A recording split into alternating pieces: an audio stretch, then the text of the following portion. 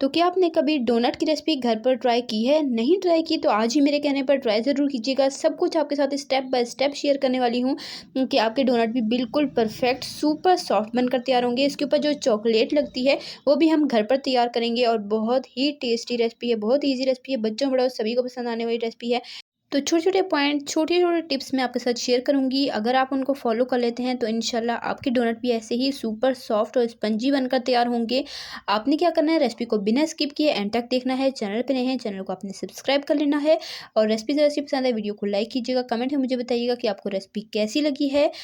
और इतने ईजी तरीके से मैं आपके साथ शेयर करूंगी कि आप इस एक वीडियो को देखकर घर पर परफेक्ट डोनट बना सकते हैं। रेसिपी स्टार्ट करते हैं। बिस्मिल्लाहिर्रहमानिर्रहीम। एक बोल में शामिल करेंगे 2 कप मैदा। फाइन मैदा हमने लेना है छना हुआ। इसमें नमक जाएगा 1/4 टीस्पून, पिसी चीनी 1/4 कप जाएगी, इंस्टेंट ईस्ट 1 टीस्पून। पिसी चीनी आपने क्या करना है, नॉर्मल चीनी को मिक्सी में अच्छे से पीस कर छान कर फिर आपने लेनी है। कुकिंग ऑयल इसमें जाएगा 3 टीस्पून और इसमें जाएगा वनीला एसेंस 1/4 टीस्पून। सब कुछ स्क्रीन पे मेंशन है। आपके साथ डिटेल रेसिपी शेयर कर रही हूँ। आपने बस रेसिपी को बिना स्किप किए एंड तक देखना है, अदरवाइज आपकी रेसिपी ख़राब हो सकती है अगर आप वीडियो को स्किप करेंगे तो। अच्छे से मिक्स करने के बाद हम इसमें शामिल कर देंगे 1 अदद अंडा। अंडा रूम टेम्परेचर का होना चाहिए। ये शामिल करके इससे भी एक दफ़ा मैदे में अच्छे से मिक्स कर लेंगे। उसके बाद जी हम इसमें शामिल कर देंगे पानी। पानी जो है वो गर्म होना चाहिए, नीम गर्म से थोड़ा सा ज़्यादा गर्म होना चाहिए। 3/4 कप मैंने पानी इसमें ऐड किया था। तो आपने इतना पानी ऐड करना है कि आपकी जो डो है वो थोड़ी-सी सॉफ्ट हो। बहुत ज़्यादा हार्ड डो होगी तो वो अच्छे से राइज़ नहीं होगी और बहुत ज़्यादा सॉफ्ट होगी तो वो आपसे सेट नहीं होगी। इसलिए नॉर्मल डो रखनी है और जो पानी आपने यूज़ करना है वो ठंडा बिल्कुल नहीं होना चाहिए, रूम टेम्परेचर कभी नहीं, बल्कि आपने नीम गर्म से थोड़ा-सा ज़्यादा गर्म करना है कि आपका हाथ ईज़िली जो है वो गूँधा जा सके, आपके हाथ पर बर्दाश्त हो सके। इतना गर्म आपने पानी रखना है। अच्छे से डो को मैंने गूँधने के बाद काउंटर पर निकाल लिया और ऊपर 1 टीस्पून ऑयल डालकर इसे अच्छे से 5-7 मिनट तक मैंने नीट कर लिया है। और यहाँ पर आप देख सकते हैं शुरू में डो जो है वो हाथ के साथ चिपक रही थी और अब बिल्कुल भी नहीं चिपक रही और 5-7 मिनट आपने ये काम ज़रूर करना है। इससे जो आपकी डो है वो बहुत स्ट्रेचेबल होगी और बहुत अच्छे से राइज़ होगी। तो यहाँ पर देख सकते हैं आप कितनी अच्छे से इसमें लचक बनी है। तो अब क्या करना है, हमने इसका एक पेड़ा सा बना लेना है और उसी बाउल में हमने ऑयल अच्छे से ग्रीस कर लेना है हर तरफ, ताकि जब डो राइज़ हो ना तो हम ईज़िली उसे निकाल सकें, वो डो जो है वो बोल के साथ चिपके नहीं।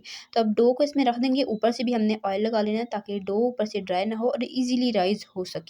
आपने सब स्टेप्स को फॉलो करना है। ऊपर से अच्छे से इसे कवर करेंगे और हमने इसे किसी रूम टेम्परेचर वाली जगह पर रख देना है 3 से 4 घंटे के लिए। 3-4 घंटे का रेस्ट बहुत ज़रूरी है। जब तक डो आपकी अच्छे से राइज़ नहीं होगी, 2-3 गुना बढ़ेगी नहीं, तो आपके डोनट्स अच्छे से फूलेंगे नहीं। यहाँ पर आप देख सकते हैं डो कितनी अच्छे से राइज़ हुई है। एक पेड़ा था हमारा यहाँ पर डो का और देखें जी कितने अच्छे से राइज़ हुई है। एक बार आपने इसकी एयर निकाल लेनी है और उसके बाद आपने इसका पेड़ा बना लेना है। एयर आपने हल्के हाथों से निकालनी है, बहुत ज़्यादा टाइट आपने इसे नहीं गूँथना। और पेड़ा बनाने के बाद हाथ की मदद से पहले हम इसे अच्छे से फैला लेंगे और उसके बाद रोलिंग पिन की मदद से हल्के हाथों से हमने इसे बेल लेना है। बहुत ज़्यादा प्रेस नहीं करेंगे, अदरवाइज़ इसकी एयर निकल जाएगी तो हमारे डोनट परफेक्ट नहीं बनेंगे। अब यहाँ पर एक गिलास ले लें, कोई कटर ले लें। कटर हर किसी के पास अवेलेबल नहीं होता तो आप गिलास भी ले सकते हैं। बड़े साइज़ का गिलास लीजिएगा, उस पर हल्का सा ड्राई आटा आपने लगा लेना है और उसकी मदद से आपने इसकी कटिंग कर लेनी है और जो एक्स्ट्रा आटा है उसको हम दोबारा से यूज़ कर लेंगे। अब जो हमने ये कटिंग की है ना, अब हमने एक छोटी बोतल का ढक्कन लेना है और उससे दरमियान की कटिंग कर लेनी है और ये देख लीजिए हमारे कितने परफेक्ट से डोनट बनकर तैयार हो चुके हैं। दरमियान का ये जो पार्ट है ये भी हटा देंगे और देखें जी, अब हमने क्या करना है, एक ट्रे ले लेनी है, एक थाल ले लें, कोई बड़ा बर्तन ले लें और उसमें आपने थोड़ा-सा मैदा डस्ट कर लेना है ताकि ये इसके साथ चिपके नहीं और आपने एक-एक करके थोड़े-थोड़े फासले पर सारे डोनट्स इसी तरह से बना-बना कर रखते जाने हैं और इसको आपने कवर करके आधे घंटे का रेस्ट ज़रूर देना है। इससे जो आपके डोनट्स हैं वो अच्छे से राइज़ होंगे और बिल्कुल परफेक्ट सुपर सॉफ्ट बनेंगे। तब तक हम यहाँ पर चॉकलेट तैयार कर लेते हैं। उसके लिए यहाँ पर पाउडर शुगर लिया है 3/4 कप। नॉर्मल घर की जो पिसी हुई चीनी है उसको पीस कर छान कर मैंने यूज़ की है और कोको पाउडर इसमें जाएगा 1 टेबलस्पून भरकर। ये इसमें शामिल करके इसे हमने बारीक छलनी से छान लेना है। बारीक छलनी से छानेंगे उतनी ही ज़बरदस्त हमारी यहाँ पर चॉकलेट बनकर तैयार होगी। तो मैंने चीनी को पहले भी पीस कर छाना था, लेकिन अभी मैंने इसे बारीक छलनी से छाना है तो आप देख सकते हैं थोड़े से दाने साबुत थे, उसे मैंने डिस्कार्ड कर लिया। अब 2 ड्रॉप्स हमने वनीला एसेंस के शामिल करने हैं और 2 टीस्पून इसमें मिल्क शामिल करना है। अच्छे से मिक्स कर लेंगे और इसकी कंसिस्टेंसी थोड़ी-सी थिक रखेंगे, बहुत पतली आपने नहीं रखनी।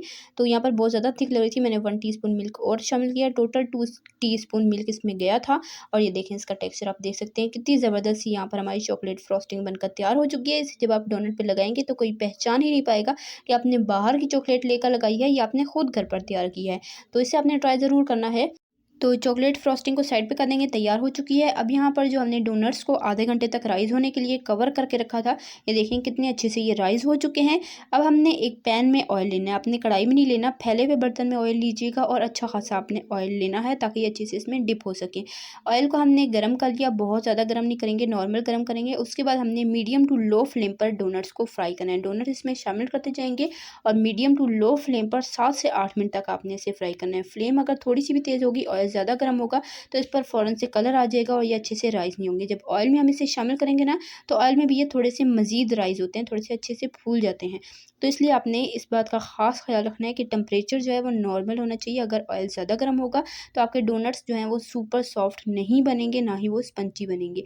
इसलिए आपने फ्लेम को मीडियम टू लो रखना है और मीडियम टू लो फ्लेम पर आपने डोनट्स को फ्राई कर लेना है। पहला बैच फ्राई हो चुका था, उसे मैंने निकाल लिया और दूसरा बैच भी मैं आपको दिखा रही हूँ। सारे डोनट्स माशाल्लाह अल्हम्दुलिल्लाह से कितने ज़बरदस्त फूले हैं और बहुत ही परफेक्ट इस पर कलर आया है। तो हल्का हल्का सा कलर आ जाए, लाइट गोल्डन सा, तो हम इसे निकाल लेंगे। तो ये देख लें जी कितने अच्छे से ये फूले हैं। मैं एंड पर आपको तोड़ कर भी चेक कराऊंगी, बस आपने एंड तक रेसिपी को देखना है। तो माशाल्लाह अल्हम्दुलिल्लाह से देखें कितने ज़बरदस्त डोनट फ्राई हुए हैं। सेम तरीके से मैं सारे फ्राई कर लूँगी। तो मैंने सारे डोनट्स आपको फ्राई करके चेक कराए हैं कितने ज़बरदस्त राइज़ हुए हैं और कितने सुपर सॉफ्ट बने हैं। और यहाँ पर जो हमारी चॉकलेट फ्रॉस्टिंग थी, अच्छे से इसे एक दफ़ा मिक्स करेंगे और किसी प्लेट में हम फैला देंगे ताकि हम इजीली डोनट्स पर लगा सकें। यहाँ पर सारे डोनट्स फ्राई हो चुके हैं और यहाँ पर आप लुक चेक करें, माशाल्लाह कितनी ज़बरदस्त आई है। तो मैं आपको तोड़कर भी आगे चल के दिखाऊंगी, तो आपने एंड तक रेसिपी को देखना है। चैनल पर नए हैं, चैनल को सब्सक्राइब कर लें। रेसिपी पसंद आई है, वीडियो को लाइक करें, प्यारा सा कीमती सा कमेंट करके मुझे ज़रूर बताइएगा कि आपको मेरी आज की ये ज़बरदस्त मज़ेदार और डिटेल्ड रेसिपी कैसी लगी।